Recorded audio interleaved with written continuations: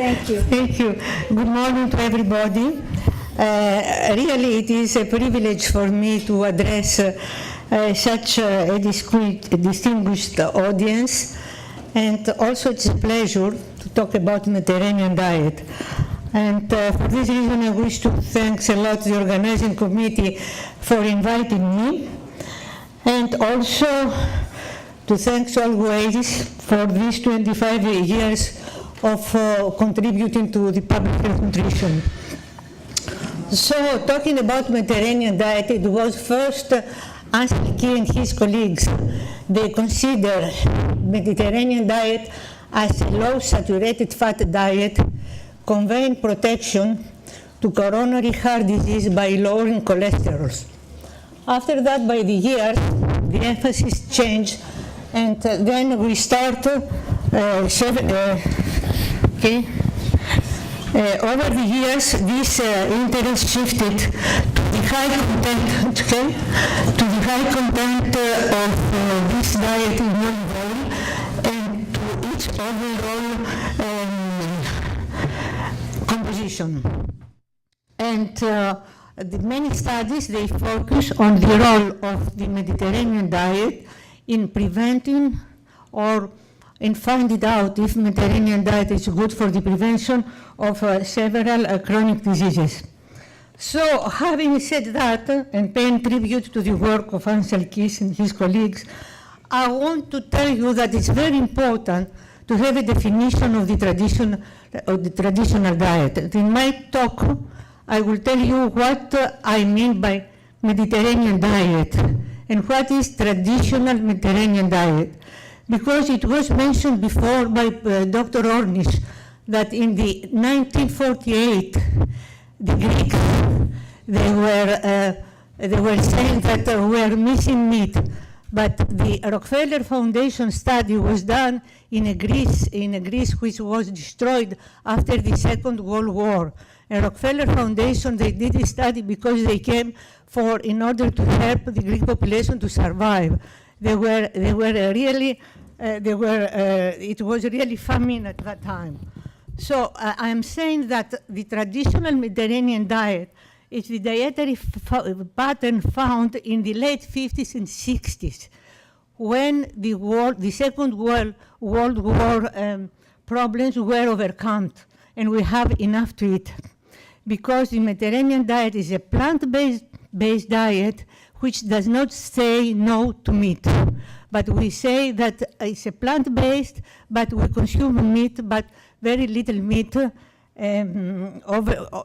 maybe twice or 3 times per month, no more. And the Mediterranean diet is a diet, I repeat, in the late 50s and the early 60s, when the Second World War problems were overcome, when yet in the area the big socioeconomic changes did not happen, which has a lot of implication with the way the foods were prepared, because I followed this morning discussion about sustainability. We have to pay a lot of attention when we are talking about Mediterranean diet, which are the foods which they were consumed every day, which was their origin. Because by definition, Mediterranean diet is a diet of local foods, local production, related to the environment. It's the model according to the Food and Agriculture Organization as a sustainable diet, a model of sustainable diet, which also respects biodiversity. But a prerequisite for that is the food to be prepared locally. And this is the definition of traditional Mediterranean diet, the diet on which most of the study proving health beneficial effects, because we have to know what is Mediterranean diet and what is not. It's used very, very often, not in the way we started studying the traditional Mediterranean diet. And it's restricted, this term, in the countries in which olive oil trees grows, because the olive oil is essential, is central in defining the Mediterranean diet. Then I will present some early data, early population data. At that time, in the 60s, the Greek population, although it was very poor, but of course adheres to the Mediterranean diet. At that time, the Greek at the age of 45 was the most long-lived person in the world. He was expecting 31 years, although in Japan they were all 27, and in the United States 27. At that time, withstanding the poverty, the Greeks, we cannot say that they have the best Medicare system, and we cannot claim that, well, they were very heavy smokers. So by exclusion, one can explain this by saying, by accepting the hypothesis that their dietary patterns, they were the underlying cause for this good health of the Greek population in the 60s. And well, after that time, big changes, they start happening in Greece, and a group of Greek people, we start worrying a lot. In the 86, we organized a seminar in Delphi, in which the title of this seminar, of this workshop, was Mediterranean Diet, When, Why, What? And we start rediscovering what Ansel Keys was saying.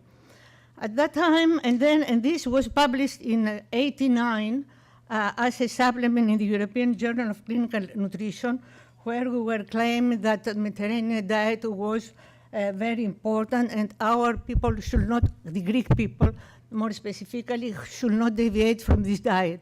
Because at that time, the big change started. And the big change refers to the fact that at that time, we have a heavy marketing of margarine and seed oils. And the Greeks, they stopped, and because they were saying reduce fat, the international recommendation, the Greeks, they stopped eating olive oil, they were cutting the trees, and as a result of that, they were not consuming also vegetables and legumes, because you cannot consume vegetables and legumes in the quantity which they are consumed in the Mediterranean diet unless they are cooked in olive oil. So, so this was the beginning, and then at that time we didn't have data. We didn't have data, but fortunately, it was published a paper in the Lancet journal on a paper done by a group of French, in which they were restarting talking about the Mediterranean diet and proving that the Mediterranean diet, it was good for the secondary prevention of coronary heart disease. When we're talking about, so well, well, with the Mediterraneans, we wanted, when we were working on the Mediterranean diet, we never have thought or imagined or hoped that this diet will be so universally famous. The only thing which we want is to keep our people to continue to eat in Mediterranean way, because this has implication not only for health, but it is a cultural issue, economical issue, has many dimensions. So we were trying to find ways, without having very good data, to prove that the Mediterranean diet was worthwhile to be kept.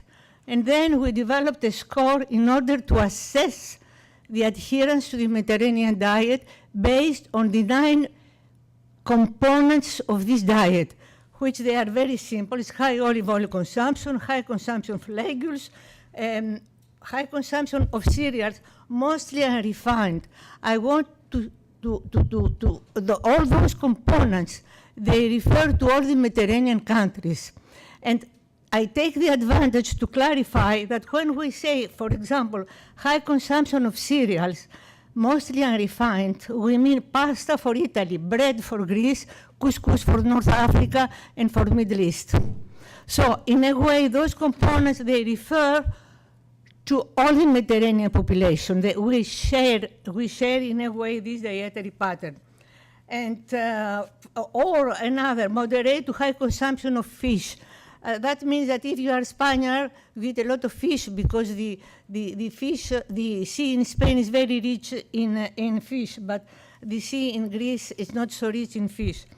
So based on this, we develop a score, and then we use a small cohort from 3 Greek rural areas of elderly Greek. And then it was to our great surprise that adherence to the Mediterranean diet and adherence 1 unit according to this score, it was associated with 17 reduction in overall mortality. At least for the elderly, to my opinion, this is the first direct study demonstrating the association of Mediterranean diet with longevity. Then we have another issue that Mediterranean diet is fattening. Mediterranean diet is very high in fat, and thanks to my colleagues here in Boston, and Kathy, who is in the audience, I saw her before, and Professor Will and Professor Zaks, they undertake a randomized control trial, where it was the first study which demonstrated that the Mediterranean diet is not associated with obesity. Several other studies they follow. In the course of the time, we have much better data. And those data, they refer to the EPIC Greece study. The EPIC Greece study refers to 30,000, almost 30,000 Greeks.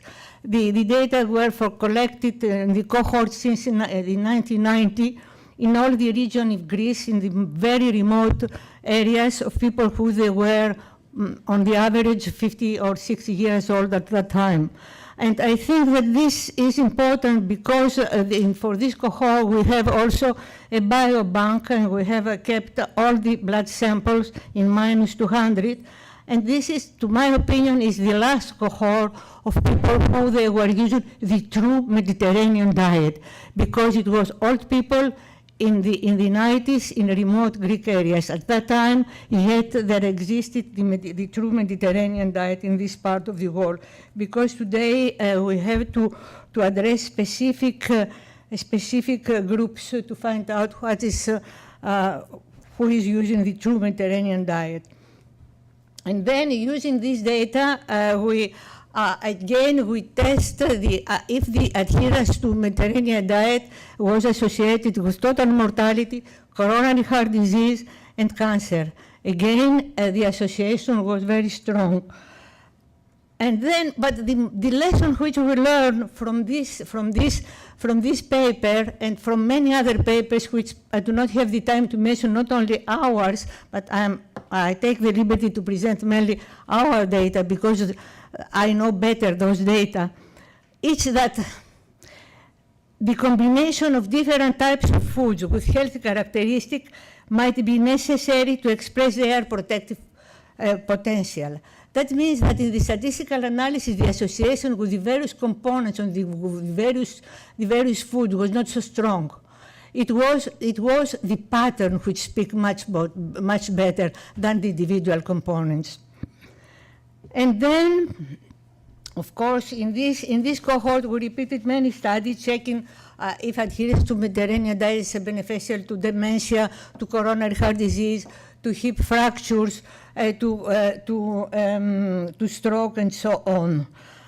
And again, we wanted also to find out if this Mediterranean diet, a modified Mediterranean diet, because you cannot test if the Mediterranean diet is beneficial to people from Germany or from Sweden. They could not consume olive oil. So we changed a little bit the score, and yet we have the opportunity to study the adherence to Mediterranean diet to the EPIC elderly cohort, which refers to more than 100,000 persons.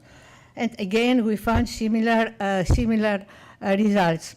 Again, we found out, I mentioned before the Longeril paper in the 93-99, but we did the same.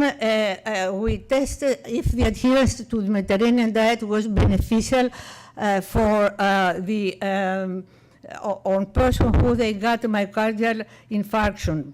And then they have really, the adherence to Mediterranean diet was associated with 18 lower overall mortality rate, but for fatality it was 30%. Again, there are many papers in many parts of the world, and there are many meta-analyses which demonstrate that really adherence to the Mediterranean diet is good not only for coronary heart diseases, but for many other chronic diseases as well as dementia. So, well, I will present you very briefly something else what we have done in another paper.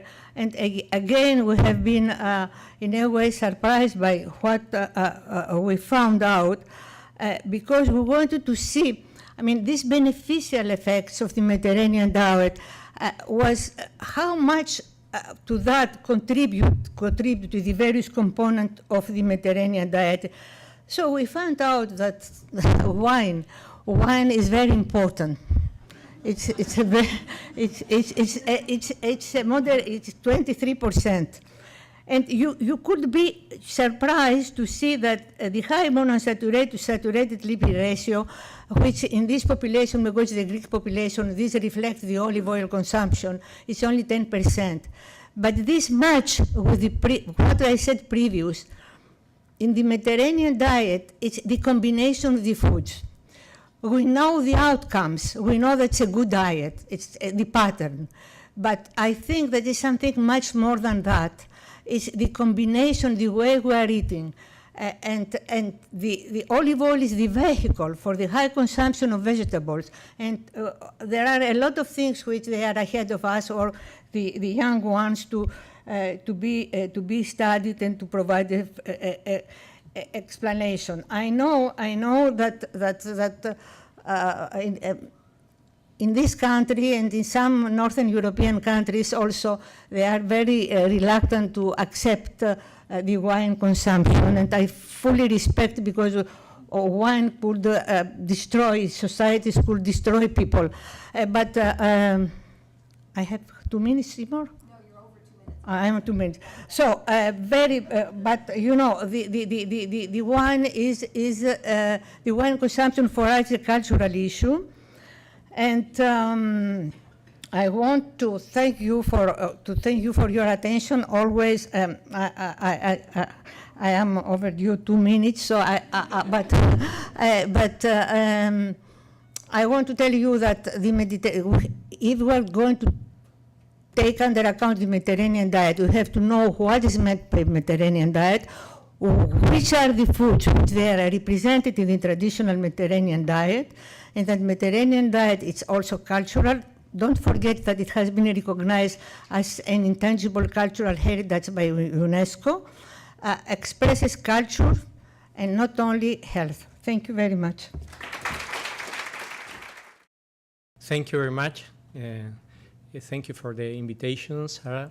Thank you to Oldways. Thank you to all for giving me this opportunity to present about the Mediterranean diet as the gold standard in this conference to find a common ground.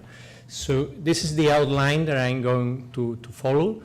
I am going to speak about the PREDIMED randomized clinical trial, further benefits regarding cardiovascular health in the Mediterranean diet in this trial, the effects on breast cancer and brain health, and some arguments about the mechanisms, nutritional adequacy, anti-inflammation, and other mechanisms.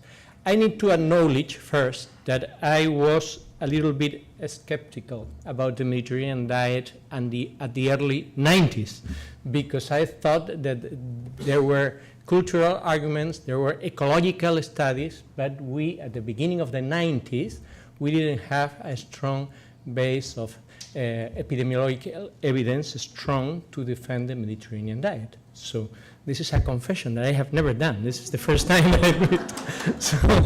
So my change, when did I change? I changed when I found this. This is a small case control study that we conducted in Navarra, and we found a very strong inverse association between the consumption of olive oil and the risk of myocardial infarction, and also for the overall Mediterranean dietary pattern. It was a small case control study with all the inherent difficulties of case control studies and all the limitations, but for me this was very surprising because the methods were very good, and I see there is something very strong here. So I realized that we need to go upward in this stair of clinical evidence, going from a case control study that can be affected by several biases to a stronger evidence. So we need to go up to acquire the best possible evidence on the benefits of the Mediterranean diet and extra virgin olive oil and all this intervention using randomized clinical trials with hard clinical endpoints. And this is the reason why several years later we were able to develop the first large primary prevention trial with Mediterranean diet that is called PREDIMED, that means Prevención Dieta Mediterránea. So this was a randomized clinical trial including men from 55 to 80 or women from 60 to 80 years old who were at high risk of cardiovascular disease, either because they were type 2 diabetics or they have 3 or more major cardiovascular risk factors, and they were randomly assigned to 3 diets. 2 diets were Mediterranean diet, and the third diet was that diet, low-fat diet recommended by the American Heart Association. We started a trial in 2003. In the 2 Mediterranean diet groups, we gave them for free in the first group extra virgin olive oil, 1 liter per week for the family. And in the second group, we gave them for free 3 nuts, half of them as walnuts and the other half shared between hazelnuts and almonds. And we could do this. This was a large trial with a multi-center team funded by the official agency for funding biomedical research in Spain, Instituto de Salud Carlos III. And we recruited 7,447 participants. You see here the characteristics of our participants. The important message here is that they were very well balanced. It is to be expected in a randomized design. So the 3 groups were essentially equal in everything else, with the exception of the diet. So all the effects that we are going to observe can be causally attributed to this dietary intervention. In the dietary intervention, we emphasized the things that are written in blue font in this slide. We promoted the consumption of olive oil for culinary purposes, not as a drug, as a medication, but to use with salads, for cooking, for frying, for spreading the bread, to increase the consumption of vegetable, fruits, wine. 1 glass of red wine a day was the typical recommended amount, legumes, fish and seafood, nuts, to replace red meats with poultry, and to use sofritori's special sauce of olive oil. And we reduced the consumption of red and processed meats, butter, margarine, cream, soda drinks, and cakes and sweets. So this 14-point score was instrumental to achieve the changes and also for the evaluation of our participants. And we have every 3 months a group session and a personal interview with the dietitians hired for the trial. And we did something similar with the same protocol for the low-fat diet group. We did our best to reduce their fat intake, their total fat intake in the control group with the similar number, with the same number of sessions and interviews. So our primary endpoint was defined a priori and included myocardial infarction, stroke, and cardiovascular deaths. And what we observed was a 30% reduction in this primary endpoint in the 2 Mediterranean diets in comparison with the control group. As you see here, the Kaplan-Meier curves, the incidence, was diverging along the 5 years of the follow-up of the trial. The trial was initially intended to last for 6 years, but because of early benefit, it was stopped after 4.8 years of follow-up. So this has been a highly cited paper. In fact, according to Altmetric, this is #1 in the record of Altmetric among 14,000 papers from New England Journal of Medicine, and the 27th out of 4.5 million papers evaluated by Altmetric. So previously, Dr. Ornish said that we only observe a reduction in a stroke. This is not true. We observe reductions, as you see here. This is a capture that I have included just now in my presentation to address this criticism. As you see here, in all the outcomes. But the statistical power needs to combine all the elements of the previously defined in advance endpoint to have enough statistical power and to take into account other issues, methodological issues, such as competing risks and so on, common physiopathological mechanisms and so on.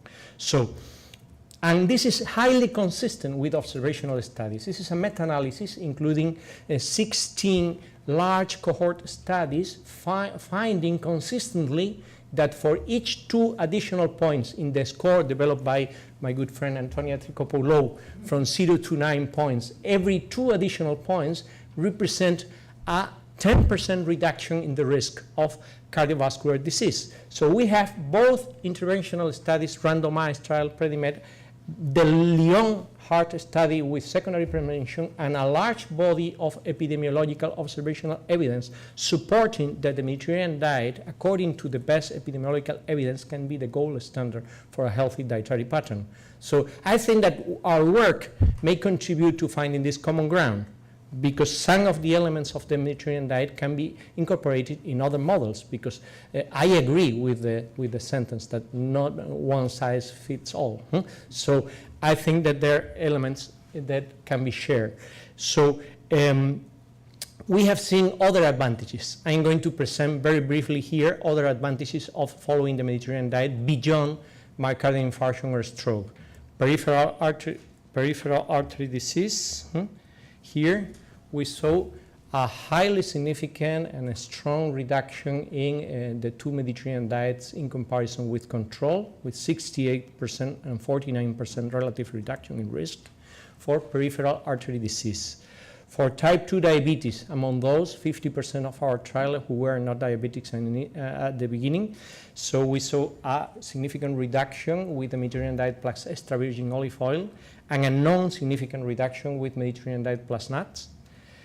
This is the follow-up of the trial regarding diabetes, type 2 diabetes. Atrial fibrillation, that is the main arrhythmia, with a lifetime risk of 25% of the adult population, and it was significantly reduced with the Mediterranean diet plus extra virgin olive oil, with almost a 40% reduction and a non-significant reduction with the Mediterranean diet plus nuts. This is the follow-up regarding atrial fibrillation, and these are the relative risks. And what about breast cancer and brain disease? So regarding breast cancer, we have recently published in JAMA Internal Medicine a significant reduction in the risk of breast cancer, very impressive, more than 60% relative reduction in the risk of breast cancer with the Mediterranean diet and extra virgin olive oil. This is the first time that we have a randomized trial for the primary prevention of breast cancer. The number of cases was small, so we need to go further in this line of research. And also a non-significant reduction with the Mediterranean diet plus 3 nuts. This is the Kaplan-Meier curves showing the reduction in breast cancer with the intervention with the Mediterranean diet in the PREDIMED trial. There are a lot of meta-analysis and systematic reviews about Mediterranean diet and cognitive impairment, dementia, cognition, and even a very recent study found a larger cerebral brain volume with the Mediterranean diet. So they measure the brain size, in fact, and they found very strong results in the study in Manhattan by Nick Skarmeas. So in this very recent meta-analysis, they found the strongest reduction in the risk of dementia associated with the Mediterranean diet when they were assessing dietary patterns and the risk of dementia. So the strongest reduction was associated with the Mediterranean diet. So the Mediterranean diet that is good for the heart can be also very good for the brain. But we need randomized trials. And we have published very recently this year the change in cognitive function, in cognitive abilities with a battery of tests in the participants of one of the centers in the PREDIMED trial in Barcelona, and we found a significant protection by the Mediterranean diet against cognitive decline. In fact, you see that in green with Mediterranean diet plus extra virgin olive oil and brown Mediterranean diet plus nuts, we saw increases in cognitive abilities after a 4.1 year follow-up. So, and they were statistically significant, showing a benefit of the Mediterranean diet. It is highly consistent with observational studies. What about depression? Depression is another major problem of the brain. So depression affects many people with a yearly prevalence of 5% of the adult population. And we found non-significant reduction in the risk of depression in the PREDIMED trial, whereas in the observational cohort that we have in the University of Navarra, the Seguimiento Universidad de Navarra, the SAN study, we observe a strong reduction in the risk of depression associated with a better follow-up of the Mediterranean diet. And this was replicated in another study, another large cohort in Australia. And in this systematic review of the associations between dietary patterns and depression, the 6 prospective cohorts that were included in the meta-analysis, 3 of them evaluated Mediterranean diet, and they showed consistently a reduction in the risk of depression with the Mediterranean diet. So I am over the time, sorry. So nutritional adequacy. 2 minutes left still. Okay, so left. Okay. Okay, sorry, I saw the change of the color. So this is a very nice study conducted in France. They say that if you want to meet all the requirements for nutrients, the best way that you can select is to follow the path of the Mediterranean diet. If you follow the path of the Mediterranean diet, you are going to meet all your requirements for minerals, for vitamins. So, and we have repeated the same in the SAN cohort. We assessed 20 micronutrients, and we saw that the higher the adherence to the Mediterranean diet, the lower the risk of failing to meet these requirements. So this is an explanation of what I have presented before. So if you have a dietary pattern that is able to meet all your requirements for the nutrients, we have repeated this similar analysis in the PREDIMED trial, so you're going to expect a lot of benefits for your health. So the combination, the harmony, the balance between all the elements in the Mediterranean diet is very good, it's excellent. So this is another argument to defend the position that this can be the gold standard. We assessed here 19 nutrients. So anti-inflammation, the anti-inflammatory properties of the Mediterranean diet are very important, especially for cardiovascular disease and for many other chronic diseases that also include in their pathophysiology inflammatory mechanisms. So inflammation, for example, is very important for atherosclerosis and coronary artery disease, and you can measure systemic levels in peripheral blood of biomarkers of inflammation, such as C-reactive protein or interleukin-6 and other biomarkers. And we saw with the PREDIMED trial, after 3 months of intervention, significant reductions in adhesion molecules and biomarkers of inflammation, especially with extra virgin olive oil, that has a lot of polyphenols with anti-inflammatory properties. So this is an explanation. This meta-analysis also shows that the trials conducted with the Mediterranean diet are able to reduce the inflammatory biomarkers and to increase some molecules as adiponectin that are able to reduce the risk of diabetes and other chronic diseases. In fact, we have recently published 2 papers assessing the overall inflammatory potential of a diet and the risk of cardiovascular disease. And both in the PREDIMED trial and in the SAN cohort, we found that the higher the inflammatory potential of the diet, the higher the risk of CVD, cardiovascular disease.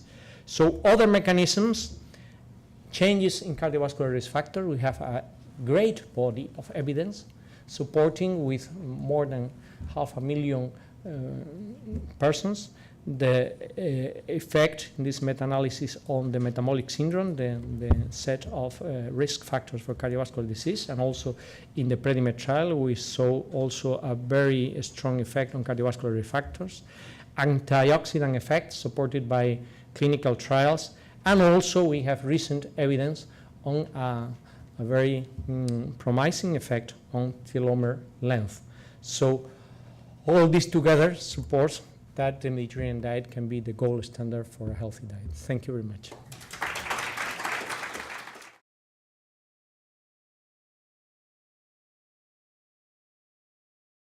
So, if you look at social media hashtags, vegan, paleo, clean eating, what I love about the Mediterranean diet is that people in all of those groups can find their home in the Mediterranean diet, right? And what we heard earlier about demonizing foods is not, or if you eat such and such, whether it's red meat or sugar, you're a bad person, is not effective. And the Mediterranean diet seems all-encompassing, and that you can eat these things in moderate amounts. Yet people don't seem to like the word moderation or the idea of moderation or be able to really grasp that concept very well. So I think my question is, we have these words that are very strong that people identify with, almost their identity is associated with paleo, vegan. What is the term for I am a Mediterranean diet eater? What term can we use for that? As I mentioned before, the Mediterranean diet is local foods, mainly. And then, being in the United States, you can have a Mediterranean diet, and then you can get as an umbrella, what's the Mediterranean diet? A lot of fruits. Respect also the seasonal variation. That's one thing. And then you have plenty of fruits in the United States. So this you can apply that with your local foods. If we are talking about olive oil, I know, thanks God, that you are producing fantastic olive oil in California. And it's very good. If you do not like the taste, then you can choose the appropriate seed oil or rapeseed oil, whatever you like. But the issue is for me, and being in the United States and seeing how you prepare your food. Yesterday night, it was a great lesson for any American who wants to apply the Mediterranean diet principles, if not the Mediterranean diet.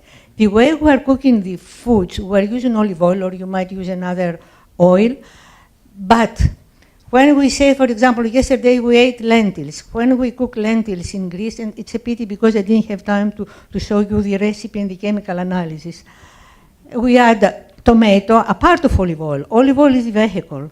We add tomato, garlic, onions, oregano, basilicum, and all this, they provide so many antioxidants, which is really a pill when you have a portion of this. And those are the elements which I think, for which they have never taken under account in order to explain the beneficial effects of the Mediterranean diet. So you can get some principle and then apply them locally, but you have to learn how to cook in olive oil or in any oil, it's suitable for you. Mainly vegetables. You cannot eat eggplants raw, okra raw.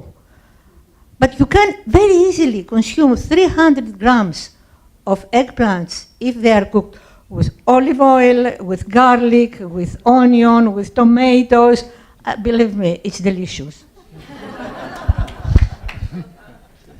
Okay. Well, I think that the Mediterranean diet has the advantage of the millenary tradition. So there is a culture, a very long culture of using olive oil, of growing vines and drinking red wine with meals, and this without any evidence of harm. So in general, if you see the history, I agree with what Boyd has said about the paleo diet. You need not only the p-values, you need the p-values plus the cultural tradition, the epistemological foundation, the knowledge of foundation. So we have the evidence of the millenary tradition without any evidence of harm, and we also have the evidence of sustainability because people like the Mediterranean diet. When they adopt the Mediterranean diet, they enjoy it. So if you give people something which is healthy and at the same time sustainable because they like it. This is palatable, because the amount of fat is needed in order to sustain it. Because we are looking realistically and at a realistic world. We cannot expect people to sustain in the long term a very difficult diet that they do not like. So, and also in our trial, we did our best. But in every trial, you are going to obtain a suboptimal contrast. You will not put people in the extremes for a long time. You cannot do that unless you trick the trial. But you need to follow the intention to treat principle, and at the end of the day, people do what they want, not what the investigator wants them to do. So we observe only a moderate contrast between the two groups, in the Mediterranean diet and the control group in the PREDIMED trial. But this modest contrast was able to reduce the risk of many diseases. So I think that the sustainability of the Mediterranean diet is a strong point. So what is the denomination that you so I go for Mediterranean, I go for tasty, I go for pleasure and health at the same time. Yes. Walter, if I may, a quick comment. Maybe heritagarians, right? You know, it's interesting that that Oldways gives us health through heritage, and you know, we've had already some interesting dialogue looking at the juxtaposition of research and epidemiology and that real-world experience. And I don't know whether we need a new name or not, but if we do, you know, the notion of heritage. Antonia, you referred to local food production, so there are food system elements. You know, it's not just the diet that's consumed, but it's a diet where essentially the evidence is partly coming from transgenerational experience. I mean, heritage has to span time, right? So it has to be something that stood the test of time. Their whole food system's caught up in it. So I don't know, Cynthia, if we need a new name or not, but the notion of heritage involved directly in it maybe offers us an opportunity there. I think it's one element. Let me be not quite on the same aboard the same ship as David. There, that heritage is valuable to look at. In some sense, the paradigm here that is emerging, as we were challenged by Dr. Boyd to come up with a paradigm. Here it is, not in one word, but looking at the traditional diets of the world's healthiest populations was the real starting point here. And the evidence, as Antonia mentioned, was there if we looked at the diet of 1960s in Greece, as we documented in that science paper.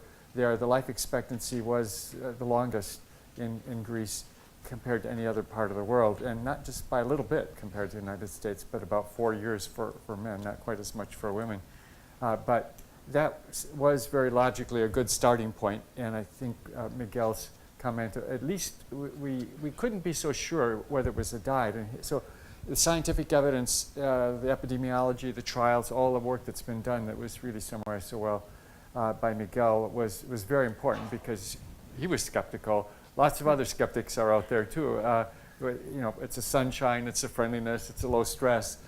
There's lots of alternative hypotheses, but now we have, and perhaps some of those factors also contributed to the long life expectancy, but we have very powerful evidence that the diet per se is a very important part of that.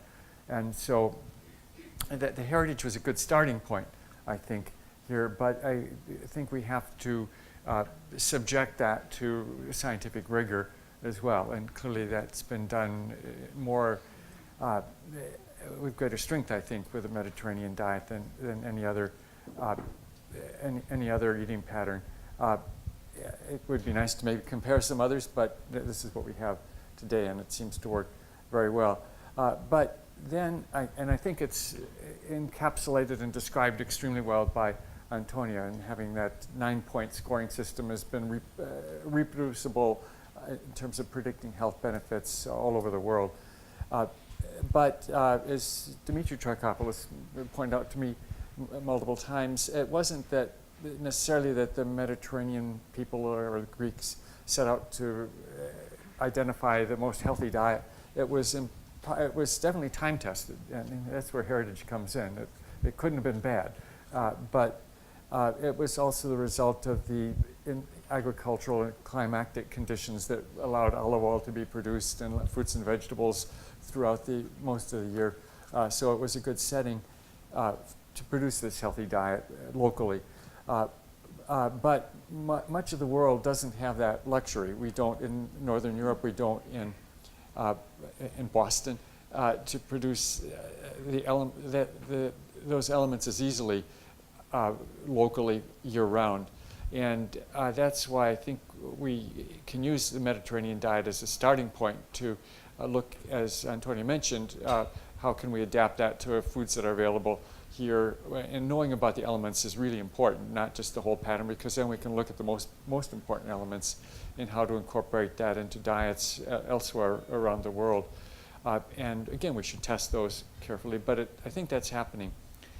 And then I think the point about having something that's marketable and identifiable and attractive, the Mediterranean diet has really done that, and Oldways has helped a lot to make this an aspirational diet, and the impact has really been big. It has transformed eating in the United States and what you can buy, foods you can buy in Boston, and what you can get in restaurants in Boston and in so many places. So that sort of circling back from the big global picture or gross picture of what people are eating to scientific evidence, and now to putting that in terms of a diet that people find attractive and enjoyable is in some ways coming full circle. So anyway, those are a few of my thoughts on what has been a really interesting trip over the last 30 years in terms of starting with some observations, some evidence, a lot of science going into this, and now putting this back in the form of diets that people can enjoy and eat. And clearly there's been enormous benefits to that process. And I also think it's possible, it's not just can we come close, but maybe we can go a bit better. Maybe there are some things that could be added to the Mediterranean diet or tweaked too. That, for example, there are no blueberries in the Mediterranean diet, and we are seeing some benefits that might be able to incorporate. Again, those need more study, but having blueberries as part of a Greek salad might not be so bad either. So again, I think we could take advantage that we do have food chains that it would be better to be shorter, but bringing olive oil to New England has been good, and we can maybe offer some other things back to the south that we've learned about from the north as well. So I think we shouldn't stop just knowing we have something that's really, really good, but maybe we can even refine it better. So I don't know if you have any further thoughts on that, Miguel and Antonio. Thank you for mentioning that Dimitrios always was saying that it's a natural Mediterranean diet, it's a natural experiment. But as for the foods you mentioned, I didn't have time to show you that the last 20 years we are chemically analyzing all the, several Greek traditional foods. And it's amazing what is coming out from the point of view of antioxidants and the way they are combined in the various recipes and in the various menu. And we chemically analyze, for example, a 1 week traditional Mediterranean Greek menu. And we found out that it covers, it is in full coincidence with what is recommended by World Health Organization and by the European Union, the European Commission, as far as the nutrients and micronutrients is concerned. So there is, of course, we know that they offer a lot, and a lot which they are not considered in the various studies, which they are run. And I think that this is an area where, when we are recommending several recipes, because we have a lot of journalists here, which they are food writers, it's also to point out what those recipes they offer. And okay. Okay, I agree that the Mediterranean diet can be a very good starting point, but it can be as everything improved. So I think that improvements can be from other fruits and vegetables that are not traditionally used in the Mediterranean diet and can be incorporated. So I think that this is a very interesting possibility for improving and for having better nutritional adequacy, even better. And also the new developments in nutritional epidemiology, because in the last 10, 15 years, we have acquired a lot of knowledge about refined cereals, sugars. And for example, we were hesitating in the PREDIMED trial what to do with bread. Because bread is the common staple, white bread, the common staple in Spain. We consume a lot of white bread. And at that time, when we designed the trial, there were appearing evidence, emerging evidence on the potential higher cardiovascular risk associated with the consumption of refined cereals. So it was very tough to say, cut your consumption of bread when you are doing a trial with Mediterranean diet. Or promote something that the... So we did nothing. We said nothing. Just thinking in the issue of replacement. If we say nothing about bread, nor promote, nor reduce, at the end of the day, people will reduce their consumption of white bread, because the consumption of whole grains is an advantage that can be added to the Mediterranean diet. But in some countries, there's no culture of a high consumption of whole grains. So this is another possibility of incorporating. I think we made the right decision, not including white bread in the recommendation of the 14 points. Now in the PREDIMED Plus trial that we are doing now we do cut the consumption of white bread. Great. Why don't we open it up to questions here? I think we have a few more minutes. We're already over, but... Oh, should have one or two? Okay. Yeah. Great. I've got a question. In the recent WHO analysis of meat consumption, you know, I'm sure all the journalists here got tons of feedback from the meat industry saying that actually in the Mediterranean diet, those folks eat more cured meats than the average American and yet have better health. So would you say that the Mediterranean diet works in spite of that or because of it? Or, and what do you do with lucanico and jamon and prosciutto? Well, can you repeat it? Yes, because I know that in the traditional Mediterranean diet, it was 35 grams per day on the average in the 60s. Today in Greece, and I know that because we just finished our national diet survey, is 80 grams per day today. And then in the traditional Mediterranean diet, we didn't consume so much cured meat. We consume only for Easter, in Easter, and during Christmas. And so there is a lot of difference in the dietary pattern of consumption of meat today with the past. So you want to look at it in the past rather than a reflection of today's jamon eating pattern. That's why I say, when we are saying Mediterranean diet, what we mean? We mean the dietary habits in the 60s. Thanks. And that's the food we described. Right. Unfortunately, the changes in the Mediterranean diet have been dramatic, and they're... Antonia could talk about another hour about her recent nutrition and health survey in Greece, that a lot of the advantages have been lost. So well, the Mediterranean diet is disappearing in Greece, and only the person which they are more than 65, they adhere to the Mediterranean diet. The young generation, they abandon it totally. There are several reasons for that. That's why I mentioned that the cohort of EPIC is the only cohort which they represent the true Mediterranean diet at that time.